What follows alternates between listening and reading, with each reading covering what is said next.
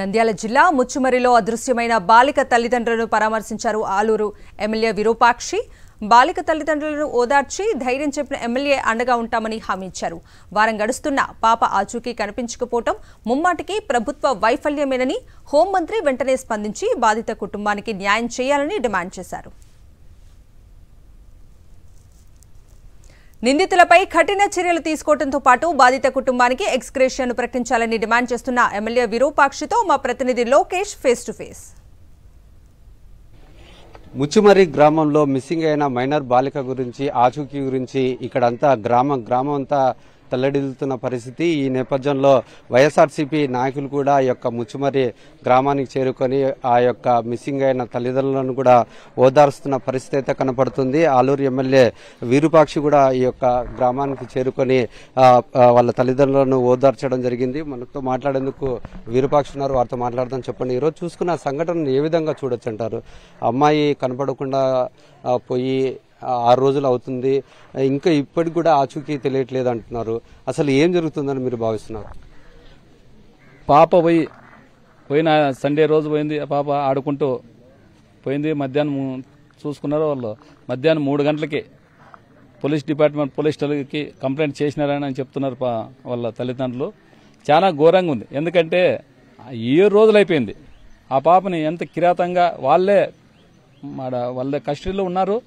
ఆ పిల్లలు చెప్తున్నారంట, మేము అత్యాచారం చేసి హత్య చేసినామని క్లియర్గా చెప్తున్నారట పిల్లలు. అయినా కానీ వాళ్ళు ప్రభుత్వం ఎందుకో మళ్ళీ మాకు అర్థం కావట్లేదు. ఇంత దుర్ఘటన జరిగినా కానీ ప్రభుత్వం ఎక్కడా స్పందించలేదు. ఎందుకంటే మేము చూస్తున్నాము, ఆమె ఎస్సీ మహిళా హోంమంత్రి గారు ఉన్నారు. ఆమె ఏదైనా కానీ గత ప్రభుత్వంలో ఆమె ఏదైనా ఒంటి కాలం లేచేది ఇట్లా జరిగితే. ఆమె ఇప్పుడు హోంమంత్రి, ఆమె అసలు ఎక్కడ స్పందించిన దాఖలాలు లేవు.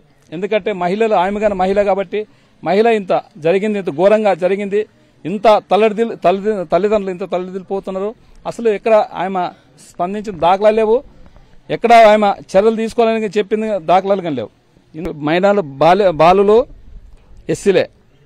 ఇక్కడ ఉండే కాన్స్టిట్యూన్సీలో ఉండేది ఎమ్మెల్యే గారు ఎస్సీనే. అక్కడ ఇప్పుడు హోంమంత్రిగా ఉండేది ఆమె ఎస్సీనే. అందరూ కలిసి ఏదో ఇది కనపడకుండా ఏమో చేస్తున్నా మాకు అనుమానం వస్తుంది. ఎందుకంటే ఈ దీంట్లో లేట్ చేసుకుంటూ పోతే ఏదైనా కానీ కొద్దిగా కేసుకి బలం లేకుండా ఉంటుందనే విధంగా మాకు అనుమానాలు వస్తాయి. ఎందుకంటే మేము మాత్రం ఇట్లే ఇంకా మీరు లేట్ చేస్తే మేము కానీ అంటే మేము వాల్మీకి సామాజిక చెందిన ఆ పాప కానీ వాల్మీకి పాపే. మేము ఖచ్చితంగా మా కులాలు చాలా మంది ఉన్నారు. మేము అందరూ చెప్తుంటే మీకు దీన్ని రాజకీయం చేయొద్దండి, కులాలకు చేయొద్దండి, ఖచ్చితంగా కుల మతం లేకుండా ఏదైనా కానీ న్యాయం జరగాలనే విధంగా మేము అందరికి చెప్తున్నాము. ఇట్లే మీరు లేట్ చేస్తే మా కులం మొత్తము వాల్మీకి కులం అంతా చాలా మంది, ఆంధ్రప్రదేశ్ డిస్టిక్, కర్నూలు డిస్టిక్ చాలా మంది ఉన్నారు. అందరూ లేచి కూర్చుంటారు. ఇట్లే ఉంటే మీరు ఖచ్చితంగా దీన్ని చర్య తీసుకొని మీరు ఆ పాపని ఆచూకీ తెలిస్తేనే బాగుంటుందనే విధంగా, అదేవిధంగా మేము ప్రభుత్వానికి డిమాండ్ చేస్తున్నాము.